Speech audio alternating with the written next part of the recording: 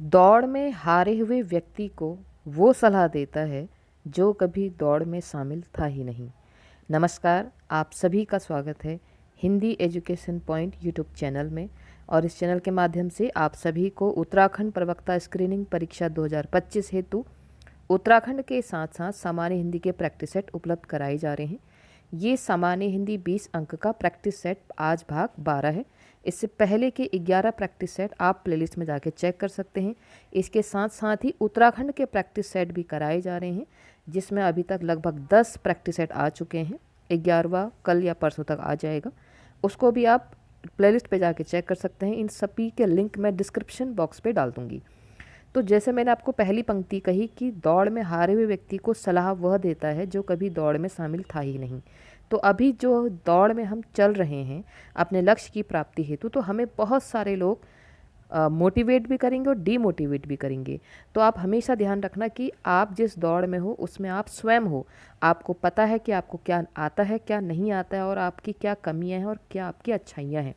तो अपनी कमियों को सुधारो, अपनी अच्छाइयों को और अच्छा स्ट्रॉन्ग बनाओ। बस यही लक्ष्य पाने के लिए एकमात्र साधन है। हाँ, कोई डीमोटिवेट करता है तो उसको भी एक एनर्जी के रूप में लो और अपने कार्य स्तर पर उसका और अच्छा बेनिफिट पाओ। ठीक है। तो क्योंकि उत्तराखंड प्रवक्ता स्क्रीनिंग परीक्षा आप सभी जानते हैं अप्रैल में प्रस्तावित है।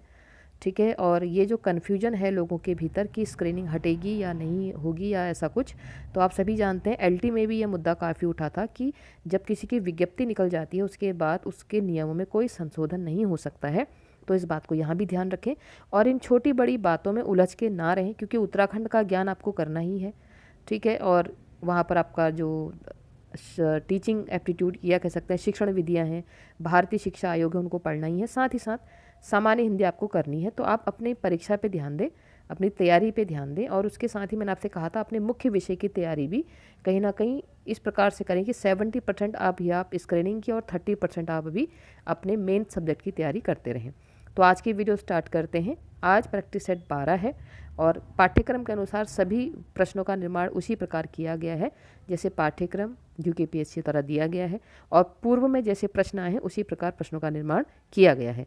तो वीडियो स्टार्ट करते हैं और आप सभी से निवेदन है, कृपया आप अपनी तैयारी का स्तर जानने के लिए क्या करेंगे, आप सभी प्रश्नों का उत्तर स्वयं से भी चयनित करेंगे और उसके अनुसार देखेंगे कि आपकी तैयारी कैसी है। और कमेंट बॉक्स में ज़रूर अपने जो आपने स्कोर प्राप्त किया है उसको आप ज़रूर लिखें। आपको प्रश्नों का संकलन, मेरा एक्सप्लेनेशन का मेथड अच्छा लगता है तो प्लीज़ लाइक करें, शेयर करें और अपने शब्दों द्वारा मुझे मोटिवेट ज़रूर करें। ठीक है। तो वीडियो स्टार्ट करते हैं। आज की वीडियो का पहला प्रश्न है, निम्नलिखित में से कौन सा शब्द रात का पर्यायवाची नहीं है। नहीं और है को बहुत ध्यान से सुनेंगे। कई बार हम प्रश्नों को आते हुए भी गलत कराते हैं इस नहीं के चक्कर से। तो आपके हाथ में पेंसिल होगी तो पेंसिल या पेन जो भी है आप नहीं को अंडरलाइन करते हुए चलें और ध्यान रखिए कि ये आप प्रश्न पत्र दे रहे हैं। तो निशा, विभावरी, यामिनी या तिमिर, तो इसका सही आंसर है ऑप्शन नंबर द तिमिर, यानी कि डी हम कह सकते हैं, अ ब स द ए बी सी डी। तो तिमिर रात का पर्यायवाची नहीं है। तिमिर किसका पर्यायवाची है? तिमिर है अंधकार का पर्यायवाची। तिमिर किसका पर्यायवाची है? अंधकार का पर्यायवाची है। अगर मैं रात की बात करूं, हमारा आंसर हो गया ऑप्शन नंबर डी तिमिर। अगर मैं रात की बात करूं तो रात के अन्य और पर्यायवाची क्या होते हैं उन पे भी हम बात कर लेते हैं। रजनी यहाँ पर नहीं आया है, रजनी होता है एक पर्यायवाची। एक पर्यायवाची होता है सरवरी, इसको भी आप नोट करें, सरवरी ये रात का पर्यायवाची है। और एक और है इंपॉर्टेंट, त्रियामा। ठीक है, त्रियामा, ये सब किसके पर्यायवाची हैं? रात के पर्यायवाची हैं। ठीक है, बढ़ते हैं आगे। अगला प्रश्न है, दिए गए शब्दों के आधार पर उत्तर दीजिए। केकी, विहंग, खग, पीक, उपयुक्त शब्दों में पक्षी के पर्यायवाची कौन से हैं? यानी कि 1 2 3 4 इनमें से पक्षी के पर्यायवाची कौन कौन से हैं? 1 व 2, 2 व 3, 3 व 4, 1 व 3। तो उसका सही उत्तर ऑप्शन नंबर बी, यानी कि ब, 2 और 3। 2 कौन सा है? विहंग, और 3 कौन सा है? खग। तो अब हम पूछते हैं भाई केकी का अर्थ क्या? हमारा आंसर हमको मिल गया, विहंग और खग पक्षी के पर्यायवाची हैं, लेकिन जो केकी है वो किसका पर्यायवाची है? मोर का। ठीक है, केकी किसका पर्यायवाची है? मोर का। और बात करें पिक की तो पिक किसका पर्यायवाची है? कोयल है। तो कहीं ना कहीं ये भी पक्षी, लेकिन ये प्रॉपर किसका है? केकी मोर का और पीक कोयल का। तो हमारा आंसर क्या था? ऑप्शन नंबर बी 2 और 3, यानी कि विहंग और खग पक्षी के पर्यायवाची हैं। बढ़ते हैं अगले प्रश्न की तरफ। अगला प्रश्न है श्री गणेश का विलोम शब्द क्या होगा?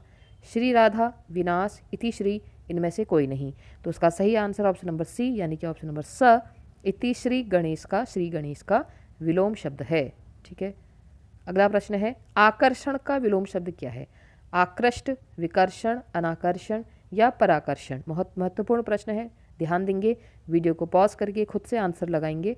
तो क्वेश्चन नंबर 4 का सही आंसर है ऑप्शन नंबर बी यानी कि ब, विकर्षण। आकर्षण का विलोम शब्द क्या होता है? विकर्षण होता है, अनाकर्षण नहीं होता है, विकर्षण होता है, ध्यान रखेंगे। अगला प्रश्न है निम्न में से तत्सम शब्द है खाट, खटव, खटवा या खटना? तो उसका सही आंसर ऑप्शन नंबर सी, खटवा जो है ये तत्सम शब्द है। अगर ये तत्सम शब्द है तो उसका तद्भव शब्द भी होगा और इसका तद्भव शब्द है खाट। इसका तद्भव शब्द क्या है? खाट है। हमारा आंसर है खटवा। खटवा तत्सम शब्द है और इसका तद्भव शब्द क्या होता है? खाट होता है। ठीक है। अगला प्रश्न है निम्न में से तत्सम शब्द है कपास, कृपास, करपास या कपस? तो उसका सही आंसर ऑप्शन नंबर सी, करपास। करपास अगर तत्सम शब्द है तो उसका तद्भव क्या होता है? इसका तद्भव होता है कपास। ठीक है।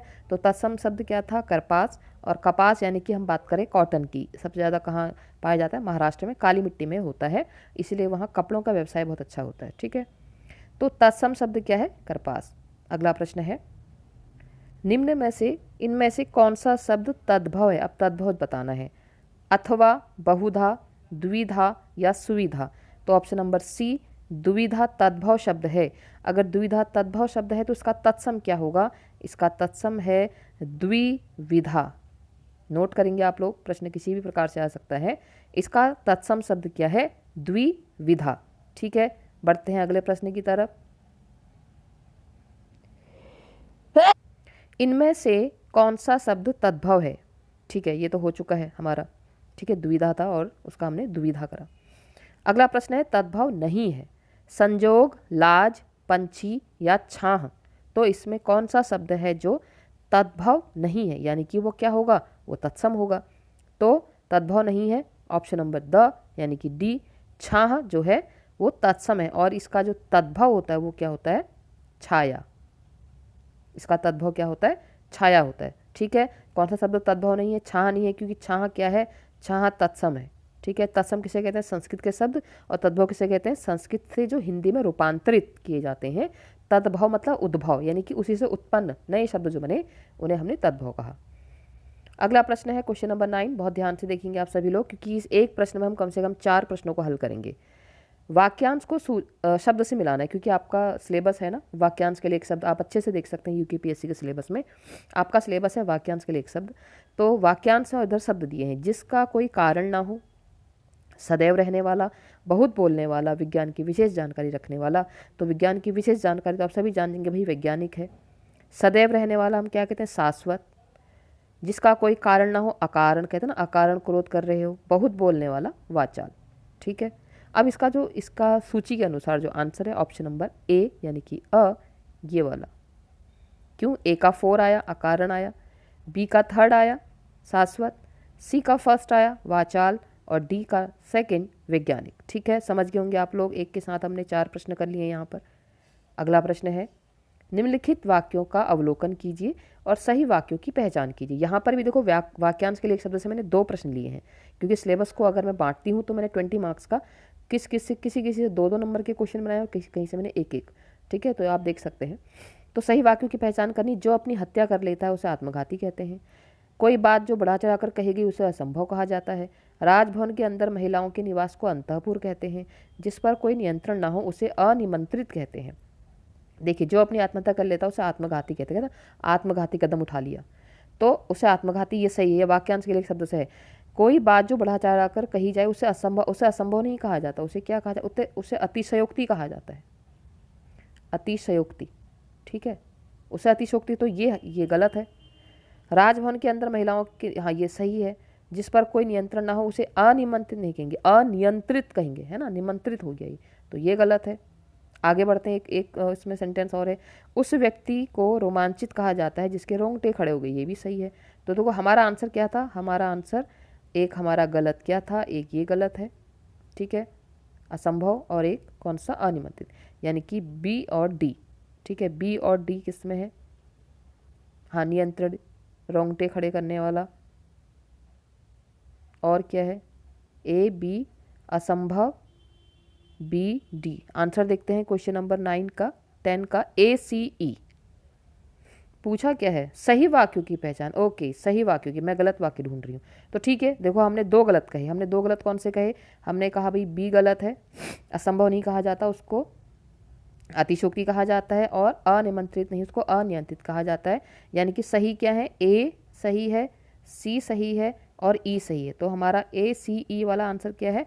ऑप्शन नंबर ए, ये सही है। ठीक है, तो इस प्रकार से आप देखो, इस प्रकार से अभी मैं यहाँ पर सही है सही नहीं है मैं कंफ्यूज हो गई, ऐसे परीक्षा में आपको नहीं होना है, ध्यान देना है। ठीक है, अगला प्रश्न है, निम्न में से किस शब्द में एक से अधिक उपसर्ग हैं? उपसर्ग और प्रत्यय आपके सिलेबस में है। तो उपसर्ग क्या होते हैं? वह शब्दांश जो किसी मूल शब्द के प्रारंभ में लगते हैं। तो एक से अधिक उपसर्ग है, नियंत्रण, उपासना, निर्वाचन या निराभिमान। तो उसका सही आंसर ऑप्शन नंबर डी, यानी कि द निराभिमान। अब इसमें 2 उपसर्ग कौन कौन से हैं?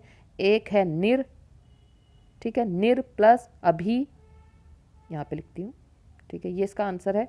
एक तो है निर प्लस अभी प्लस और ये है मूल शब्द मान, तो क्या बना? निराभिमान। ठीक है, निर और अभी इसमें 2 उपसर्ग हैं, तो हमारा आंसर क्या है? ऑप्शन नंबर डी, निराभिमान। इसमें एक से अधिक उपसर्ग हैं। अगला प्रश्न है, इनमें से किस शब्द में उपसर्ग और प्रत्यय दोनों जुड़े हैं? बेरहम, बिकाऊ, लाजवाब, अकथनीय। तो ध्यान देंगे ऑप्शन नंबर डी। इसमें अकथनीय, अब इसको हम तोड़ते हैं, देखिए किस प्रकार से होगा। अ उपसर्ग, उपसर्ग है, कथन मूल शब्द है, और ईय ये प्रत्यय है। तो उपसर्ग भी जुड़ा है और प्रत्यय भी जुड़ा है। ठीक है, तो यह है हमारा option number D right answer. बढ़ते हैं अगले प्रश्न की तरफ। अगला प्रश्न है क्वेश्चन नंबर 13, निम्न में से शुद्ध वर्तनी युक्त शब्द है? क्योंकि आपके सिलेबस में है वर्तनी और वाक्य शुद्धि, तो वर्तनी शुद्धि भी है और वाक्य शुद्धि भी है। मैंने दोनों से ही प्रश्न बनाए हैं, तो आपको ध्यान देना है। निरोग, सन्यासी, अतिवृष्टि, सात्विक, कनिष्ठ, इनमें से कौन सा शब्द शुद्ध वर्तनी वाले हैं? ठीक है, अब देखो, सन्यासी शुद्ध है, सात्विक शुद्ध है और कनिष्ठ भी शुद्ध है। तो अशुद्ध कौन कौन से हैं? अशुद्ध, अच्छा शुद्ध वर्तनी पूछा है ना, तो शुद्ध है ये बी, डी और ई। तो ये हमारा सही आंसर है, बी डी ई किस में है? ऑप्शन नंबर ए में। अब अगर हम बात करते हैं, हमारा आंसर ये हो गया कि भाई कौन कौन से शुद्ध हैं? ये शुद्ध है, ये शुद्ध है, ये शुद्ध है। तो हमारा आंसर हो गया ए। अब हमें अशुद्ध को भी शुद्ध करना है। ठीक है, हमें खाली यहाँ पर ऐसा नहीं करना है, हमें अशुद्ध को भी शुद्ध करना है। तो निरोग का शुद्ध क्या होगा? निरोग, बड़ी की मात्रा। ठीक है, अतिवृष्टि का शुद्ध क्या होगा? अति वृष्टि, वृष्टि। ठीक है, वृष्टि, अति वृष्टि ऐसे लिखा जाता है और निरोग ऐसे लिखा जाता है। तो एक प्रश्न में हम पूरा प्रयास करें कि अधिक से अधिक यहाँ पे प्रश्न आपके सॉल्व हो पाए। ठीक है, अगला प्रश्न है, निम्न में से किस विकल्प में शुद्ध वाक्य हम दोनों का घोर संबंध है? उसको यह वाली बातें मत बोलो, श्याम हमेशा सशंकित रहता है, मैंने स्वेच्छा से यह काम किया। देखिए, सशंकित, स का माने होता है साथ, तो हमेशा और स ये दोनों लगाने की आवश्यकता नहीं है। उसको यह वाली बात, उसको यह वाली बातें मत बोलो। ठीक है, तो यह भी अशुद्ध है, हमको शुद्ध देखना है। हम दोनों का घोर नहीं होता है, ठीक है, ये भी अशुद्ध है। तो शुद्ध यहाँ पर सिर्फ एक ही, और वो है मैंने स्वेच्छा से यह काम किया। ठीक है, तो ये राइट आंसर है इसका। अगला प्रश्न है, समास से प्रश्न आ चुके हैं, समास आपके सिलेबस में है। एक दंत में कौन सा समास है? द्वंद्व, बहुब्रीहि, तत्पुरुष और बहुब्रीहि। ठीक है, बहुब्रीहि 2 बार आ चुके हैं यहाँ पर। तो एक दंत में यहाँ पर मैं ऑप्शन में आपको दे देती हूँ कौन सा? तत्पुरुष। तो एक दंत में कौन सा समास है? द्वंद्व, बहुब्रीहि, तत्पुरुष, या तत्पुरुष 2 बार आ गया। दूसरा देती हूँ ऑप्शन आपको, क्योंकि मैं चाहती हूँ कि आप एक से अधिक समझें यहाँ पर, तो उसकी जगह मैं आपको दे रही हूँ बहुब्रीहि की जगह, बहुब्रीहि की जगह मैं आपको दे रही हूँ अव्ययी भाव। आप क्यों, मैं आपसे क्यों चाह रही हूँ कि क्योंकि आप समास को एक साथ में समझे। समास का अर्थ होता है संक्षिप्त करना, और समास के 6 भेद होते हैं। द्वंद्व समास में योजक चिन्हों का प्रयोग होता है, यानी कि ये योजक और ये किसकी जगह आते हैं? और या की जगह आते हैं। बहुब्रीहि समास में दोनों पद प्रधान नहीं होते हैं, किसी तीसरे की बात होती है। तत्पुरुष समास में कारक चिन्हों का प्रयोग होता है, और अव्ययी भाव समास में प्रथम पद अव्यय अर्थात उपसर्ग होता है। ठीक है, अब आते हैं हम प्रश्न में। एक दंत में कौन सा समास है? द्वंद्व समास है, बहुब्रीहि है या तत्पुरुष है, तो देखो एक दंत, इसका विग्रह, जैसा विग्रह होता है वैसा समास का नाम होता है। ठीक है, तो एक है दंत जिसका, एक है दंत जिसका अर्थात श्री गणेश। देखो बच्चों के भी तो एक दांत आते हैं ना, जब बचपन में आते हैं उनको एक दंत नहीं कहा जाता है। तो यानी कि देखो ना, दोनों पद यहाँ पे प्रधान नहीं, यहाँ पर प्रधान कौन हो गया भाई, श्री गणेश हो गए प्रधान। तीसरी बात आ जा रही है, तो जहाँ पर तीसरे की ओर इशारा होता है वहाँ पर बहुब्रीहि समास होता है। ठीक है, तो हमारा आंसर क्या, ऑप्शन नंबर बी बहुब्रीहि, इसको आप रहने दीजिए, तो आप समझ जाएंगे। अगला प्रश्न है, नीति निपुण शब्द का सही समास विग्रह क्या होगा। देखो मैंने अभी कहा योजक चिन्हों का प्रयोग द्वंद्व समास में होता है, तो द्वंद्व समास में होता है तो वो तब होता है जब उसका और या की जगह उसका प्रयोग आ रहा हो। नीति निपुण का, जैसे कहूँ कि मैं वह नीति निपुण है, उसकी बातें नीति निपुणता से भरी पड़ी हैं, तो नीति से निपुण, नीति में निपुण, नीति के लिए निपुण, नीति का निपुण। देखो नीति का निपुण कुछ नहीं होता है, नीति के लिए निपुण कुछ नहीं होता है, नीति से निपुण नहीं होता है, क्या होता है, नीति में निपुण। किस में निपुण, नीति में निपुण। ठीक है, तो इसका समास विग्रह क्या होगा, ऑप्शन नंबर बी नीति में निपुण। अगला प्रश्न है, एक एक में कौन सी संधि है, दीर्घ संधि है, वृद्धि है, गुण है या आयादी है। तो देखिए वृद्धि संधि में क्या होता है, बढ़ना होता है, मात्रा बढ़ जाती है, तो उसका सही आंसर ऑप्शन नंबर बी वृद्धि। अब इसका विग्रह भी देख लेते हैं, इसका विग्रह होता है एक प्लस एक। अब देखो इसमें क्या हो रहा है, अ मिल रहा है किससे, ए से मिल रहा है, तो जब अ ए से मिल रहा है तो ए का आई बन जा रहा है। ठीक है, तो ये कौन सी संधि है, ये वृद्धि संधि है, हमने देखा ना एक का एक। अगला प्रश्न है, नायक शब्द में कौन सी संधि है, यण है, गुण है, अयादि है, दीर्घ है। अब यण नायक संधि, नायक वाला प्रश्न बहुत बार पूछा जा चुका है, इसका सही आंसर ऑप्शन नंबर सी अयादि संधि है।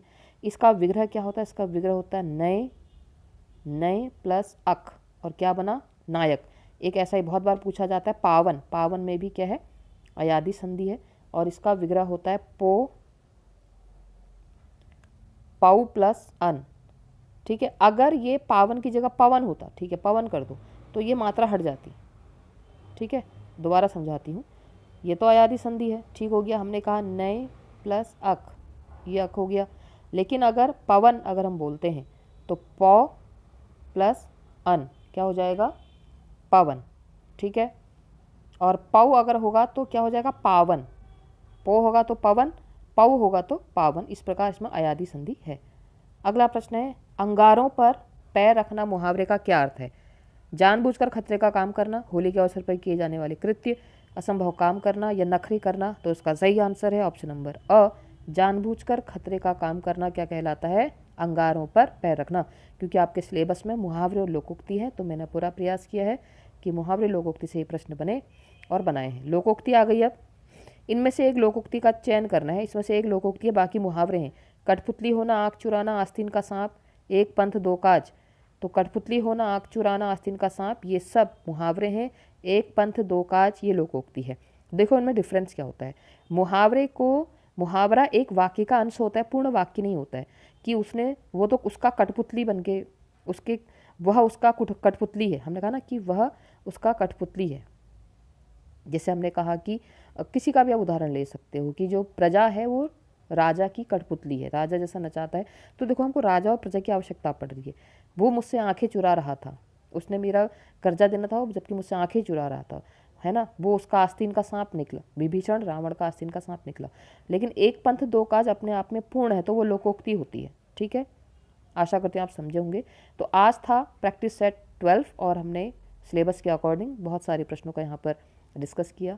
आपको वीडियो पसंद आता है तो देखिए, अप्रैल में परीक्षा है, तब तक बहुत सारे हम प्रैक्टिस सेट यहाँ पर कर लेंगे और बहुत कम समय में ज़्यादा से ज़्यादा प्रश्नों का चयन मैंने यहाँ पर किया था।